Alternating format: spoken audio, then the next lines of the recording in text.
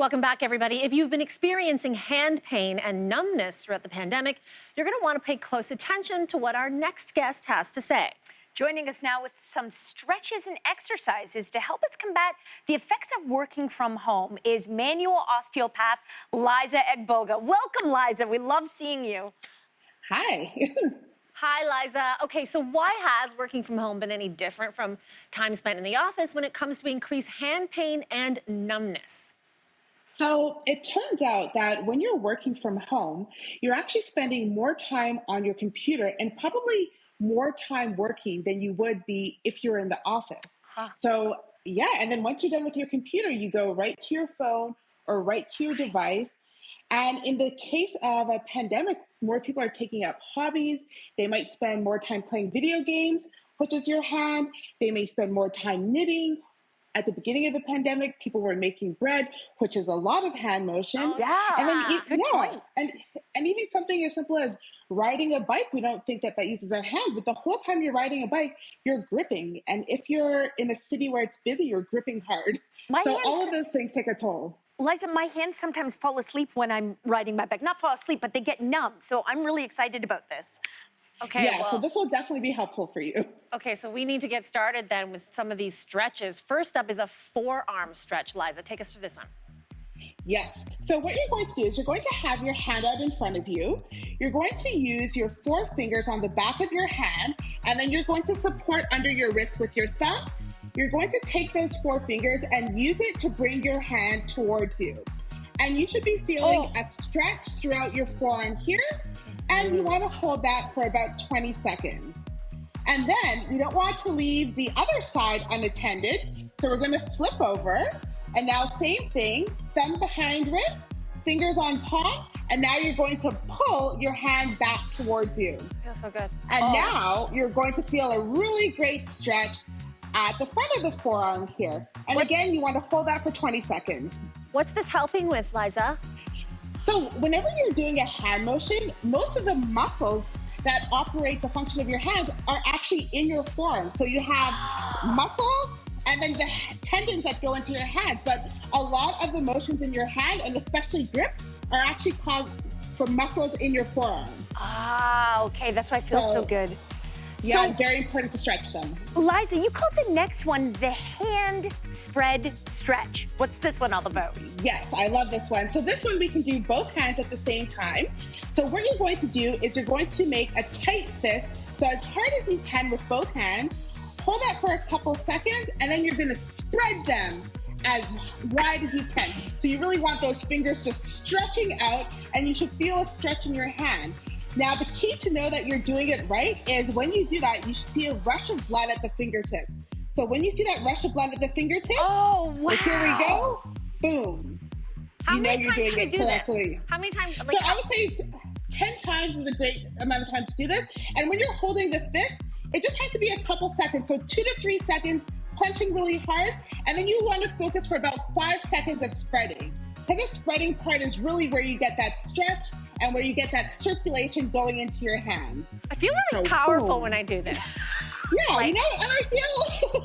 Yeah, you're exerting some force, I feel like it would be very easy to work this one into polite conversation too, like, where are we going for dinner? But I also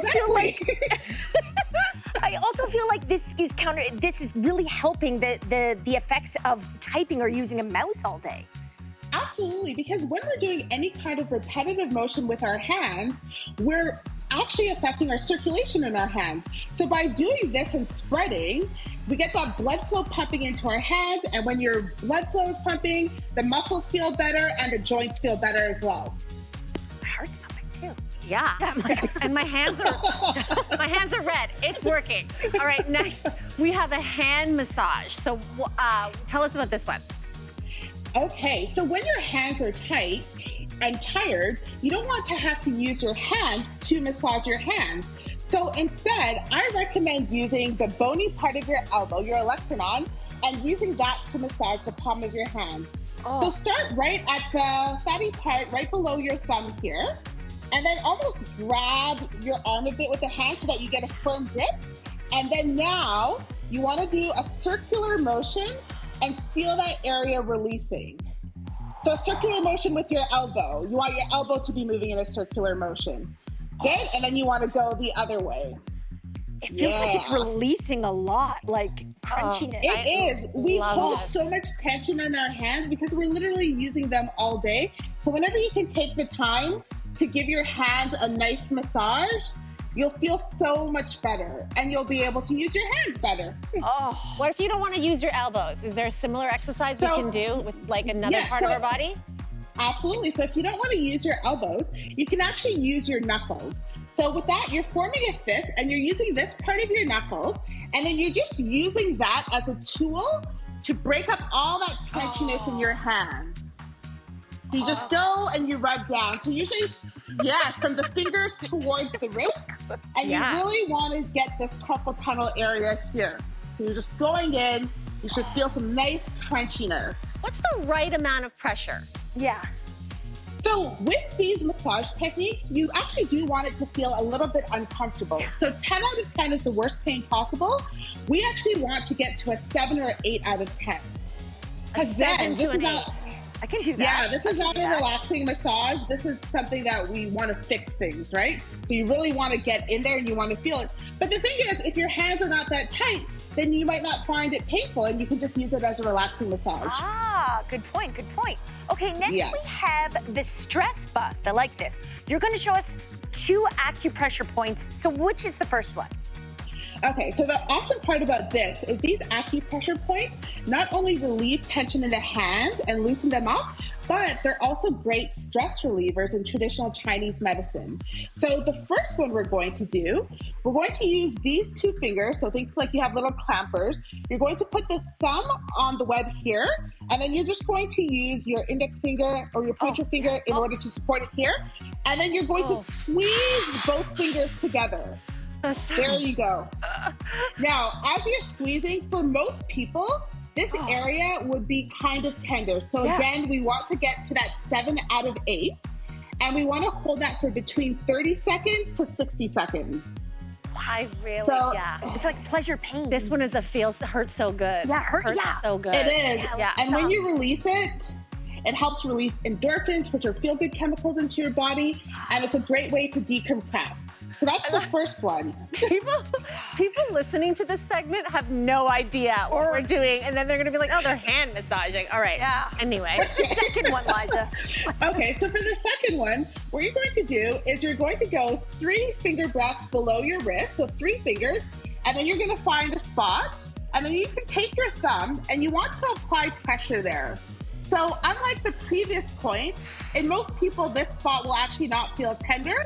But what this is doing is it's helping to provide some compression so that after 30 to 60 seconds, when you release it, again, you get a rush of blood flow to your hands.